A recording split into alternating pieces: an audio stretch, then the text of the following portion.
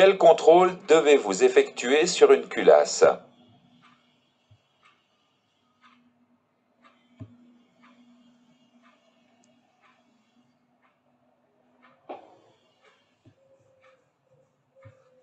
Quelle cote correspond à la hauteur de Menton?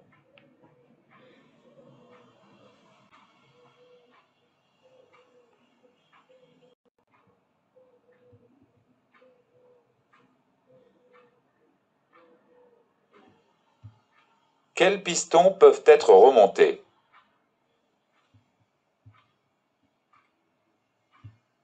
Quelle est la représentation conforme de mesure de dépassement de soupape?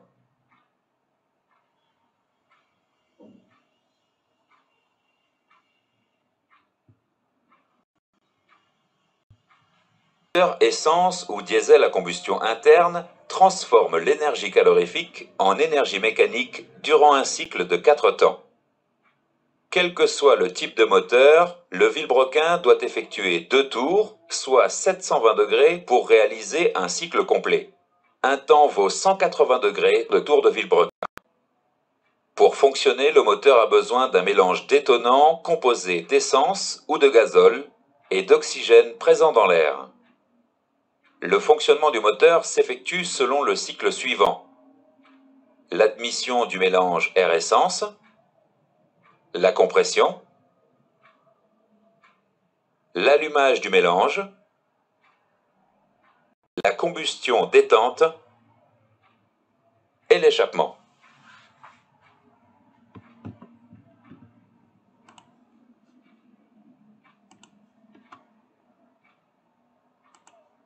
Voyons d'abord les précautions à prendre pour le montage des joints à lèvres. Dorénavant, l'étanchéité des moteurs est assurée par 2 types de joints à lèvres non interchangeables. Le joint à lèvres élastomère est équipé d'un ressort qui permet son appui sur l'arbre et d'une lèvre en forme de V qui reçoit un traitement de surface. Le joint à lèvres thermoplastique, PTFE, polytétrafluoroéthylène à base de téflon.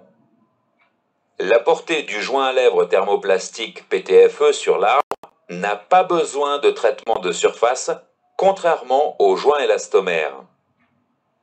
L'absence de ressort limite l'effort du joint sur l'arbre. Le téflon offre une faible résistance au frottement. Dans tous les cas, se référer à la documentation technique pour connaître les précautions lors du montage des joints à lèvres.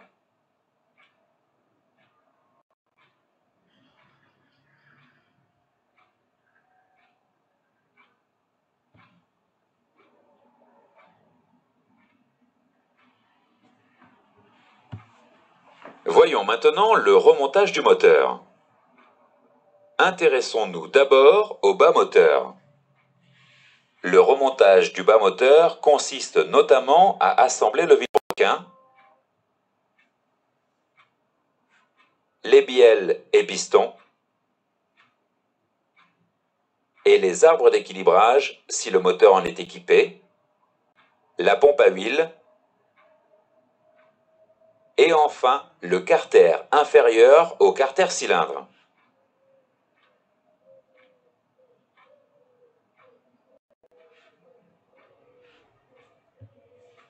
Avant de remonter un piston dans le cylindre, vous devez d'abord installer les segments.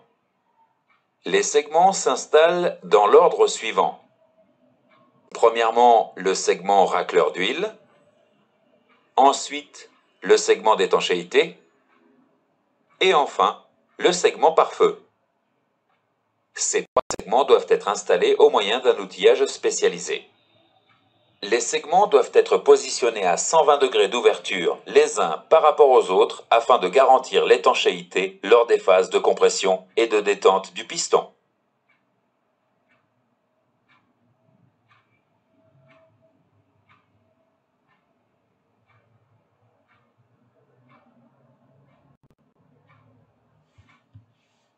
Avant de remonter les bielles sur les pistons, vous devez installer les coussinets de bielle. Le montage des coussinets de bielle supérieurs et inférieurs se fait au moyen d'un outillage spécialisé. Vous devez ensuite positionner chaque bielle dans chaque piston et installez l'axe de piston. Cliquez sur l'axe de piston pour le remonter.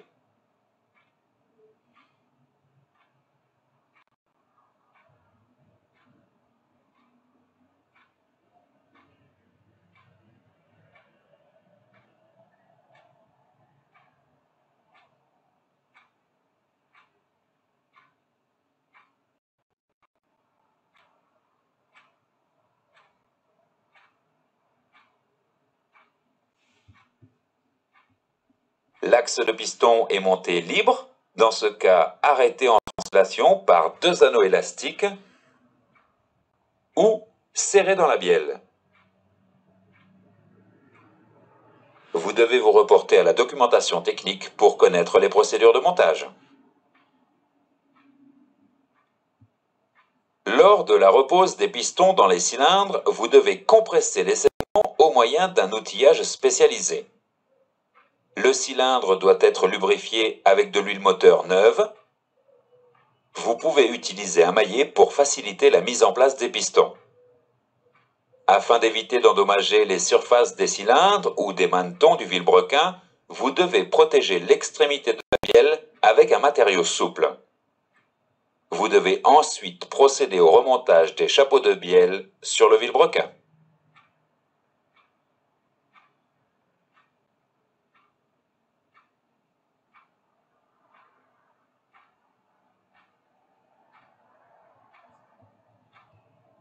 Voyons enfin la repose des arbres d'équilibrage. Vous devez mesurer le jeu d'entredents et déterminer l'épaisseur des nouvelles cales étalons à installer. Enfin, vous devez reposer la pompe à huile et le carter d'huile en le serrant selon l'ordre préconisé dans la documentation technique.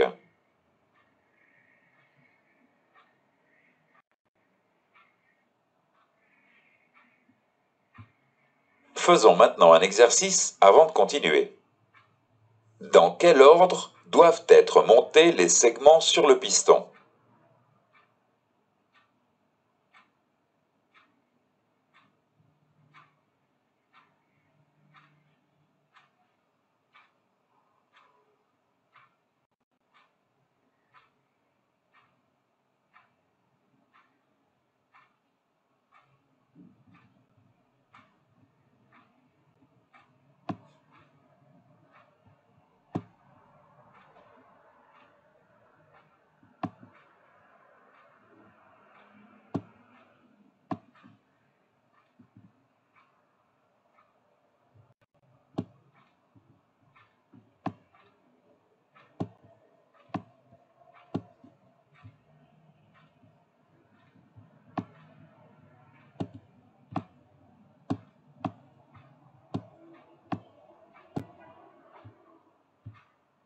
Dans ce chapitre, nous avons vu les points suivants.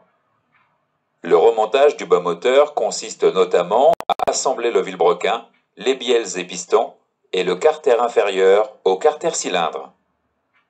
Avant de remonter un piston dans le cylindre, vous devez installer le segment pare-feu, le segment d'étanchéité et le segment racleur d'huile.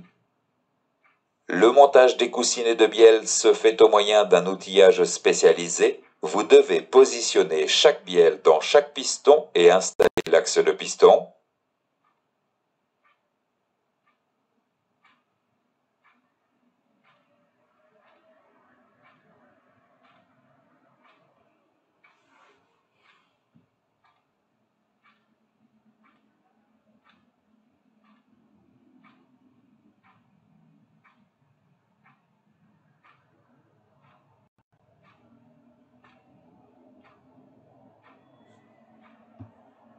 Lors de la repose des pistons dans les cylindres, vous devez compresser les segments au moyen d'un outillage spécialisé.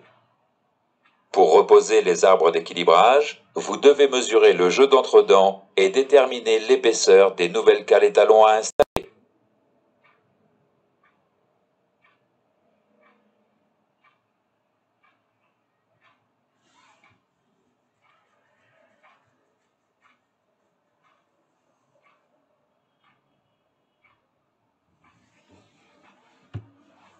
Voyons maintenant le remontage du haut moteur. La première étape consiste à installer les soupapes. Cliquez sur la soupape pour l'installer.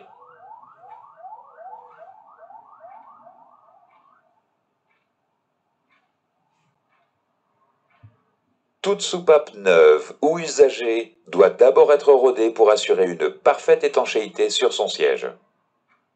Vous devez lubrifier le guide de soupape, appliquer la pâte de rodage sur le siège et faire tourner la soupape sur elle-même au moyen d'un outillage spécialisé. Si le rodage est correct, vous pouvez observer une trace grise régulière sur la tête de la soupape et sur son siège.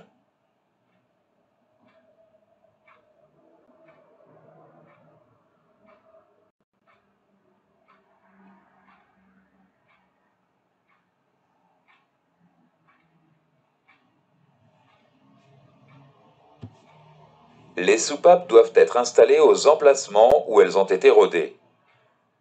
Vous devez systématiquement vérifier que chaque soupape est repérée par rapport à sa position sur la culasse et qu'il n'existe pas de traces importantes de calamine sur l'ensemble des éléments à reposer. Vous devez installer les éléments suivants au moyen d'outillages spécialisés. Le guide de soupape, le joint de queue de soupape, le ressort de rappel, la coupelle et les clavettes.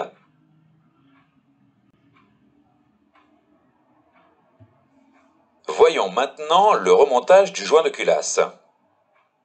Avant de remonter le joint de culasse, vous devez d'abord mesurer le dépassement maximal de l'ensemble des pistons au moyen de l'outillage spécialisé. Vous devez ensuite mesurer l'épaisseur du joint de culasse déposé. Pour certains moteurs, vous devez en plus mesurer la hauteur d'axe du piston pour déterminer l'épaisseur du joint de culasse à reposer. Dans tous les cas, vous devez vous reporter à la documentation technique pour connaître les procédures spécifiques à chaque moteur.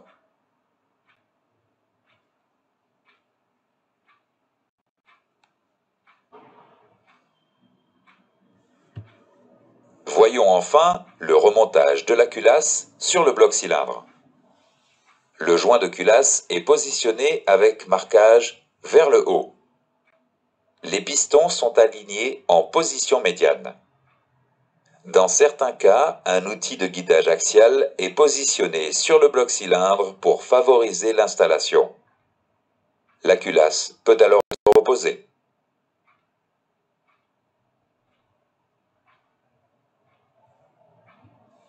La repose de la culasse se termine par le serrage en ordre de l'ensemble des vis à un couple déterminé pour assurer une parfaite étanchéité.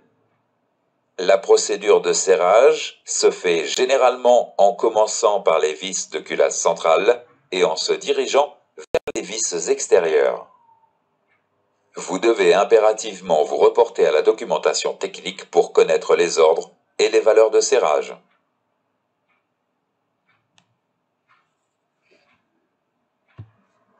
Le serrage d'une vis de culasse est généralement donné en couple et en angle. Cliquez sur la clé. La clé dynamométrique doit être impérativement utilisée pour effectuer les serrages au couple. Une clé à douille et un rapporteur d'angle sont utilisés impérativement pour réaliser les serrages angulaires.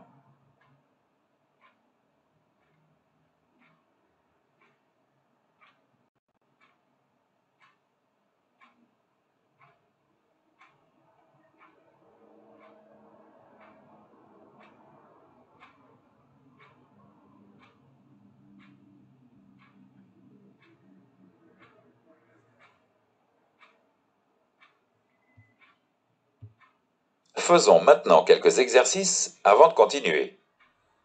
Quels outils devez-vous utiliser pour effectuer un serrage angulaire?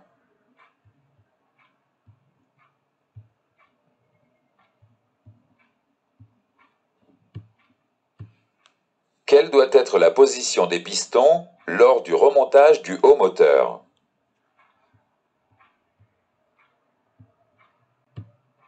Dans ce chapitre, nous avons vu les points suivants. Toute soupape neuve ou usagée doit d'abord être rodée pour assurer une parfaite étanchéité sur son siège. Chaque soupape doit être repérée par rapport à sa position sur la culasse. Pour déterminer l'épaisseur du joint de culasse à reposer, vous devez d'abord mesurer le dépassement maximal de l'ensemble des pistons au moyen de l'outillage spécialisé.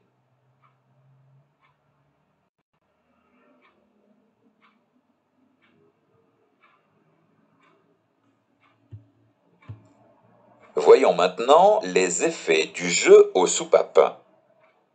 Cliquez sur la clé pour démarrer le moteur. Le jeu aux soupapes est trop grand et la commande d'ouverture des soupapes est bruyante. Les performances du moteur sont réduites car le temps d'ouverture des soupapes est sensiblement diminué.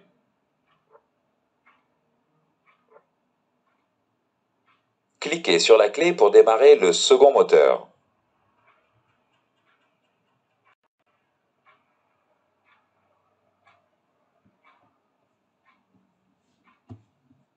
Le jeu est insuffisant et provoque un ralenti instable et des démarrages difficiles car l'étanchéité des soupapes est affectée. Dans les deux cas, les performances du moteur sont réduites et la consommation de carburant augmente. Le réglage du jeu aux soupapes influence directement le remplissage en air du moteur, donc les compressions. Lorsque le jeu aux soupapes est trop grand ou trop faible, les performances du moteur sont réduites et la consommation de carburant augmente.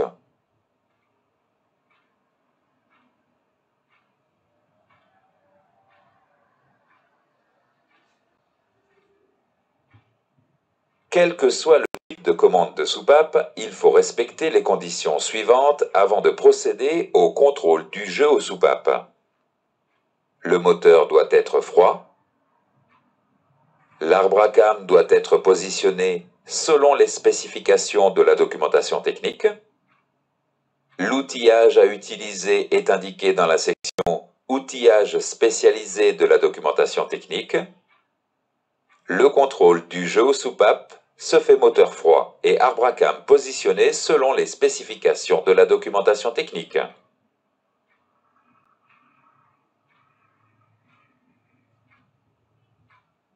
Quel que soit le type de commande de soupape, les étapes du contrôle de jeu sont les suivantes. Positionner le ou les arbres à cames pour la mesure. Mesurer le jeu à l'aide d'un jeu de cale. Vérifier que la cale correspondant au jeu minimum passe et que la cale correspondant au jeu maximum ne passe pas. Si les mesures ne sont pas conformes aux spécifications, procéder au réglage du jeu selon les méthodes de la documentation technique.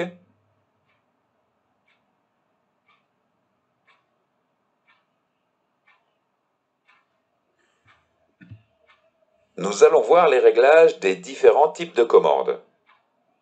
Voyons d'abord le réglage d'une commande de soupape à culbuteur. Le jeu se mesure entre la queue de la soupape et le culbuteur. Le réglage du jeu s'effectue à l'aide d'une vis de réglage située à l'extrémité du culbuteur. Cliquez sur le jeu de cale pour effectuer le réglage.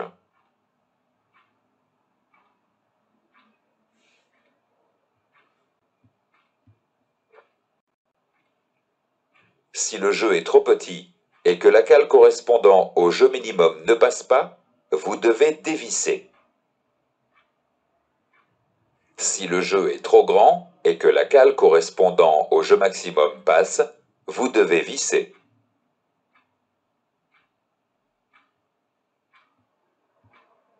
Voyons maintenant le réglage du jeu aux soupapes sur les commandes à poussoir munies d'une cale d'épaisseur.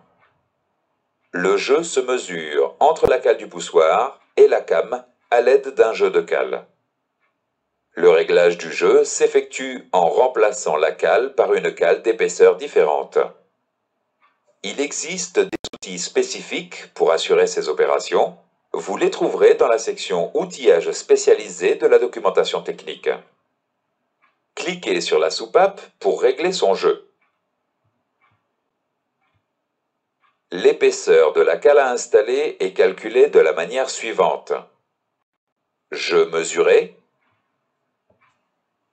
plus épaisseur de l'ancienne cale moins je préconisé par le constructeur.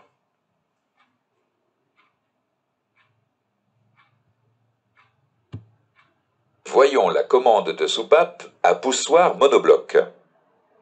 Le réglage du jeu s'effectue en remplaçant le poussoir existant par un poussoir d'épaisseur différente après dépose de l'arbre à cames. Cliquez sur la soupape pour régler son jeu.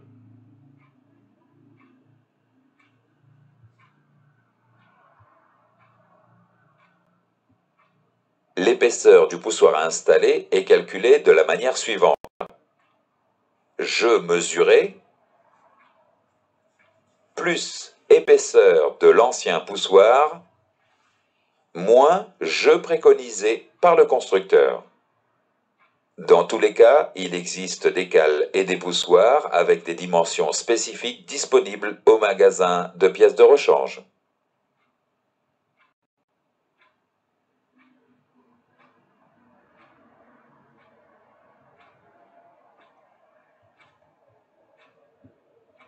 Faisons maintenant un exercice avant de continuer. Quelles sont les conséquences d'un mauvais réglage du jeu aux soupapes?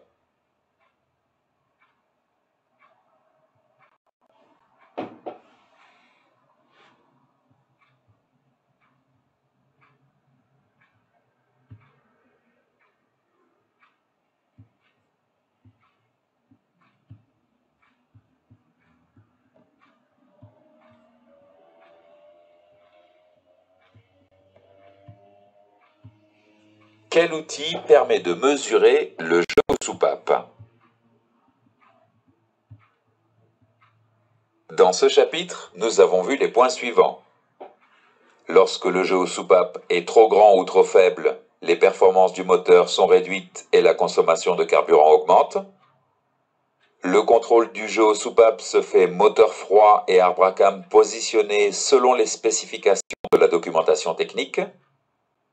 Quel que soit le type de commande de soupape, il faut positionner les arbres à cames, puis mesurer le jeu à l'aide d'un jeu de cale. Le réglage du jeu s'effectue à l'aide d'une vis de réglage située à l'extrémité du culbuteur.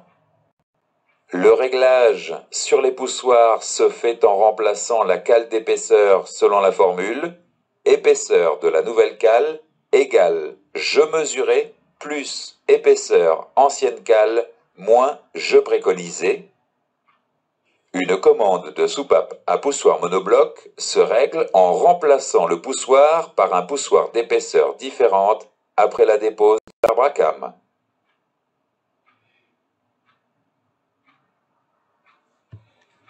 Cette leçon est... Les écrans suivants permettront de tester vos connaissances sur les éléments. Quel poussoir monobloc permet de rétablir le jeu si le jeu mesuré est trop grand?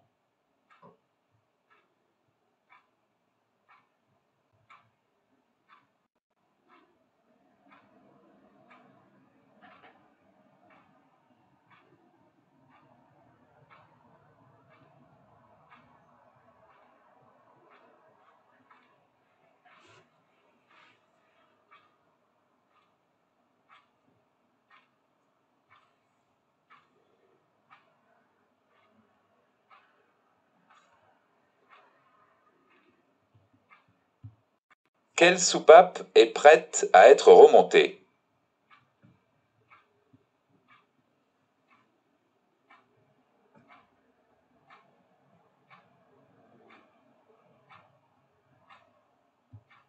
Quelle est l'épaisseur du joint de culasse à reposer?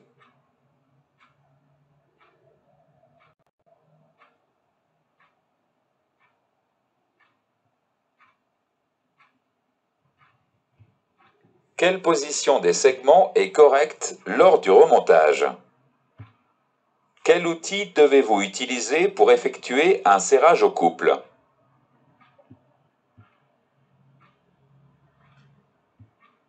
Quelle est l'épaisseur du poussoir à reposer pour rétablir le jeu préconisé?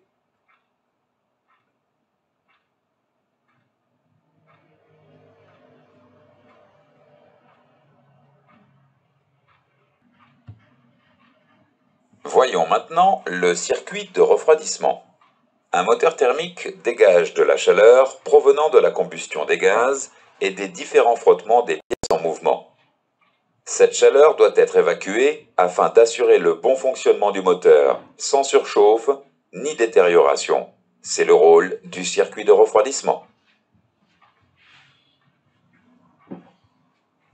Le circuit de refroidissement est constitué des éléments suivants: une pompe à eau, un radiateur, un thermostat, un vase d'expansion et un aérotherme d'habitacle. Vous pouvez déplacer le curseur de votre souris sur les éléments pour les identifier.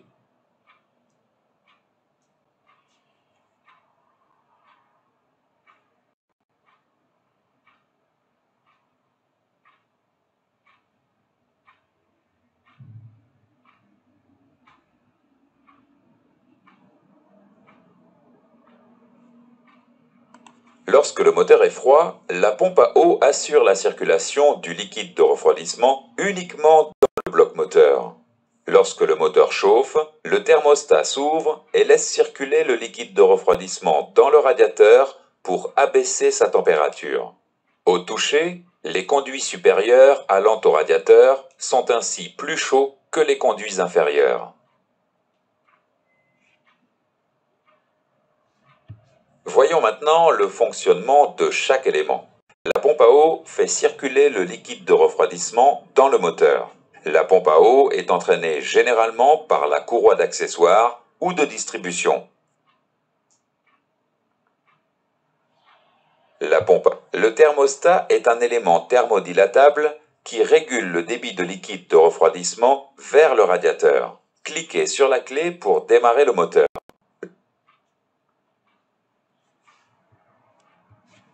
Lors du démarrage, le thermostat est fermé. Le moteur peut ainsi monter rapidement en température.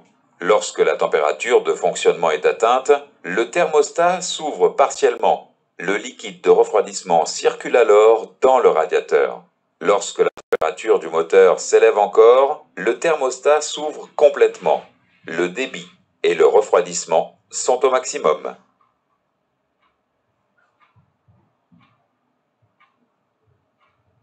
Le radiateur dissipe la chaleur du liquide de refroidissement. Un flux d'air favorise cet échange thermique.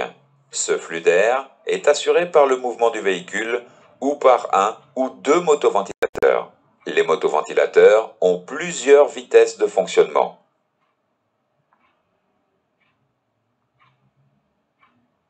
Les motoventilateurs peuvent être commandés par le calculateur d'injection ou par un thermocontact situé sur le radiateur.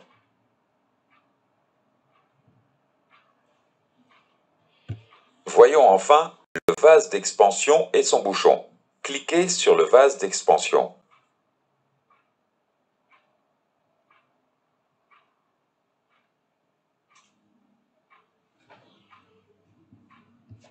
Le vase d'expansion assure une réserve de liquide de refroidissement et compense les variations de niveau selon la température du liquide. Lorsque le moteur est froid, le niveau de liquide dans le vase d'expansion est plus bas que lorsque le moteur est chaud. Le liquide de refroidissement circule dans le vase d'expansion et favorise le dégazage. Cliquez sur le bouchon. Pour fonctionner correctement, le circuit de refroidissement doit être hermétique et sous pression. Le bouchon comporte une soupape qui régule la pression dans le circuit.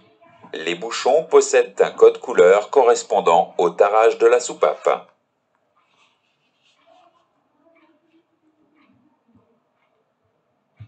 Faisons maintenant quelques exercices avant de continuer. Identifiez les éléments du circuit de refroidissement.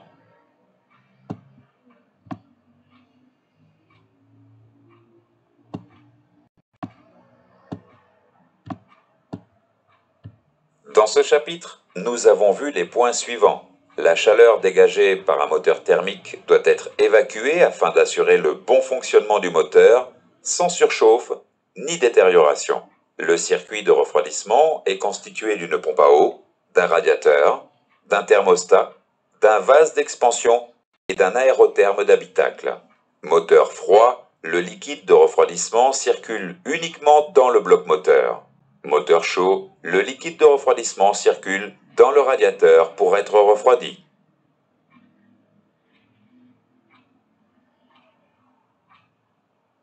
Entraînée le plus souvent par courroie, la pompe à eau a pour rôle de faire circuler le liquide de refroidissement.